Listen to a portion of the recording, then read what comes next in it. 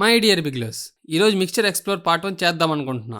నెల్లూరులో నెయ్యికారం దోశకి Suresh hot foods ఎంత ఫేమస్సో అలాగే మిక్చర్కి కూడా ఒక ఫేమస్ పాయింట్ ఉంది.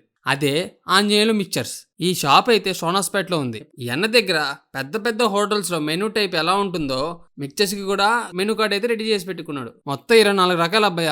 ఇక రెగ్యులర్గా తినేదే కాకుండా కాస్త కొత్తగా ట్రై చేద్దామని నేనైతే పప్పు చెక్కలు అలాగే గొట్టాల మిక్చర్ అయితే చెప్పేశా. కాస్ట్ అయితే పప్పు చెక్కల మిక్చర్ 70, గొట్టాల మిక్చర్ అయితే 30 రూపాయలు. మరి టేస్ట్ చెప్పొద్దా?